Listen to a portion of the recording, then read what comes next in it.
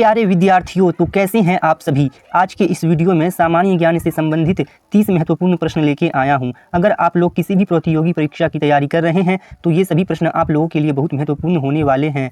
तो प्रश्न संख्या 1 से शुरू करते हैं। प्रश्न संख्या 1 है, आकार की दृष्टि से सौरमंडल में पृथ्वी का कौन सा स्थान है। तो क्या हो जाएगा इस प्रश्न का सही उत्तर। आकार की दृष्टि से सौरमंडल में पृथ्वी का कौन सा स्थान है। तो प्यारे विद्यार्थियों, इस प्रश्न का सही उत्तर हो जाएगा विकल्प सी, 5वां। प्रश्न संख्या 2 है, किस ग्रह को नीला ग्रह भी कहते हैं। तो क्या हो जाएगा इस प्रश्न का सही उत्तर। किस ग्रह को नीला ग्रह भी कहते हैं। तो प्यारे विद्यार्थियों, इस प्रश्न का सही उत्तर हो जाएगा पृथ्वी, जो कि विकल्प ए में दिया गया है। पृथ्वी को नीला ग्रह भी कहते हैं। प्रश्न संख्या 3 है, हिमालय की उत्पत्ति किस भूसन्नति से हुई है। तो क्या हो जाएगा इस प्रश्न का सही उत्तर। हिमालय की उत्पत्ति किस भूसन्नति से हुई है। तो प्यारे विद्यार्थियों, इस प्रश्न का सही उत्तर हो जाएगा विकल्प ए, टेथिस से।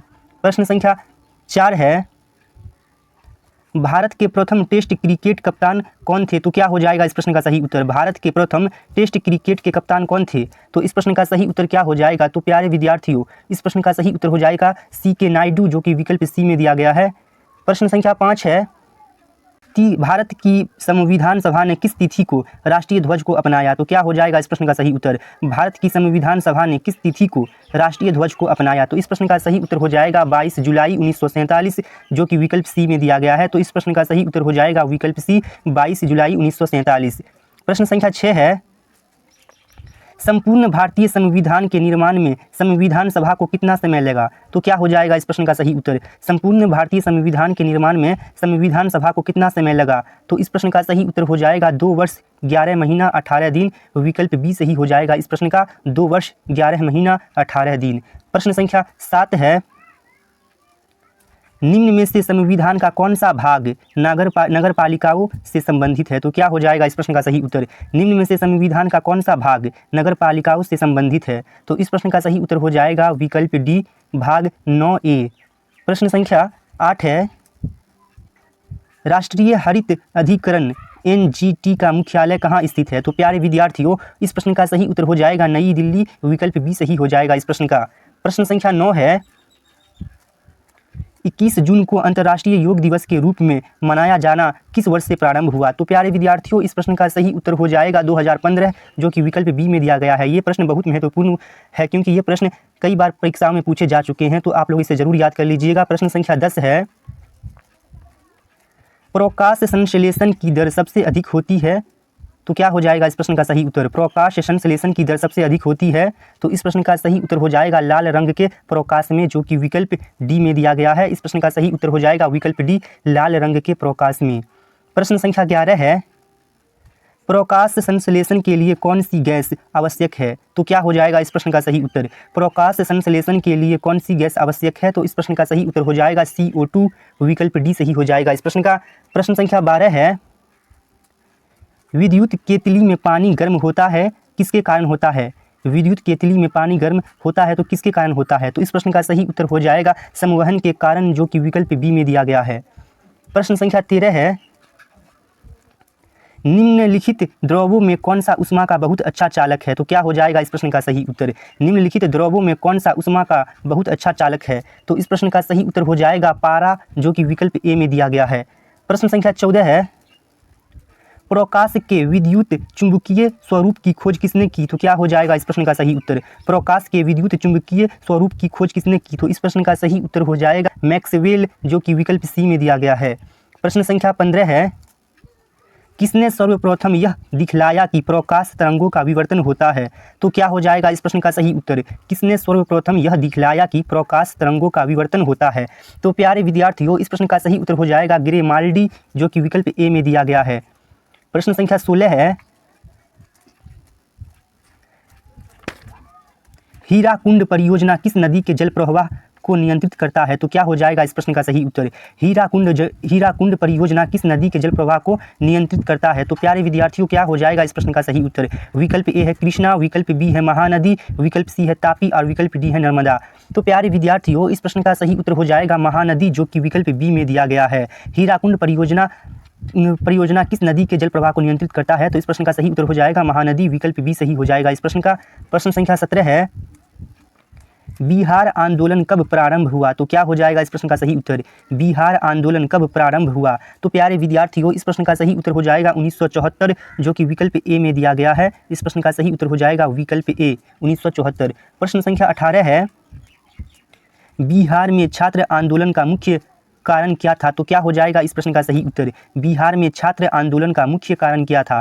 तो प्यारे विद्यार्थियों, इस प्रश्न का सही उत्तर हो जाएगा महंगाई एवं भ्रष्टाचार, जो कि विकल्प ए में दिया गया है। बिहार में छात्र आंदोलन का मुख्य कारण था महंगाई एवं भ्रष्टाचार, विकल्प ए सही हो जाएगा इस प्रश्न का।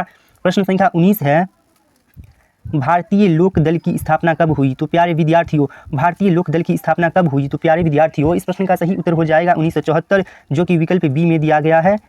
प्रश्न संख्या 20 है, संपूर्ण क्रांति का नारा किसने दिया? ये प्रश्न कई बार परीक्षाओं में पूछे जा चुके हैं। संपूर्ण क्रांति का नारा किसने दिया? तो इस प्रश्न का सही उत्तर हो जाएगा जयप्रकाश नारायण, विकल्प डी सही हो जाएगा इस प्रश्न का। प्रश्न संख्या 21 है, 20 सूत्री कार्यक्रम किस प्रधानमंत्री से संबंधित है? तो क्या हो जाएगा इस प्रश्न का सही उत्तर? 20 सूत्री कार्यक्रम किस प्रधानमंत्री से संबंधित है? तो इस प्रश्न का सही उत्तर हो जाएगा इंदिरा गांधी, विकल्प बी सही हो जाएगा इस प्रश्न का। प्रश्न संख्या 22 है, संविधान का 42वां संशोधन किसके शासनकाल में पारित किया गया था? तो क्या हो जाएगा इस प्रश्न का सही उत्तर? संविधान का 42वां संशोधन किसके शासनकाल में पारित किया गया था? तो प्यारे विद्यार्थियों, इस प्रश्न का सही उत्तर हो जाएगा इंदिरा गांधी, जो कि विकल्प ए में दिया गया है, इंदिरा गांधी। प्रश्न संख्या 23 है, भारत में कार्यपालिका का संवैधानिक प्रधान कौन होता है? तो क्या हो जाएगा इस प्रश्न का सही उत्तर?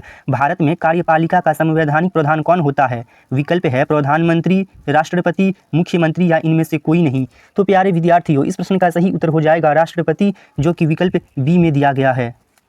प्रश्न संख्या 24 है, किस देश का संविधान विश्व का सबसे बड़ा संविधान है? तो क्या हो जाएगा इस प्रश्न का सही उत्तर? किस देश का संविधान विश्व का सबसे बड़ा संविधान है? विकल्प है अमेरिका, रूस, भारत, जर्मनी। तो इस प्रश्न का सही उत्तर हो जाएगा भारत का है।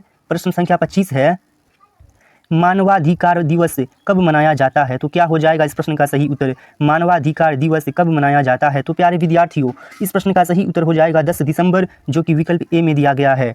प्रश्न संख्या 26 है, जल अभाव वाले क्षेत्रों में किस प्रकार की बस्तियां पाई जाती है? तो क्या हो जाएगा इस प्रश्न का सही उत्तर?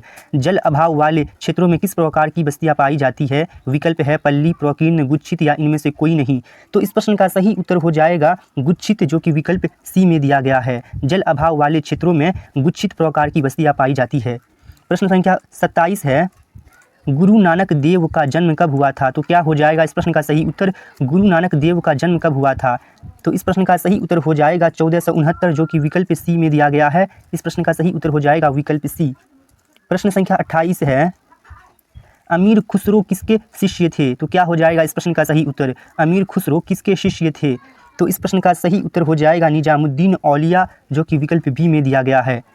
प्रश्न संख्या 29 है, वेदों की ओर लौटो इस आदर्श वाक्य को किसने प्रतिपादित किया था? तो वेदों की ओर लौटो इस आदर्श वाक्य को किसने प्रतिपादित किया था? तो इस प्रश्न का सही उत्तर हो जाएगा स्वामी दयानंद सरस्वती, जो कि विकल्प ए में दिया गया है। प्रश्न संख्या 30 है, किसने कहा था दिल्ली अभी दूर है? तो क्या हो जाएगा इस प्रश्न का सही उत्तर?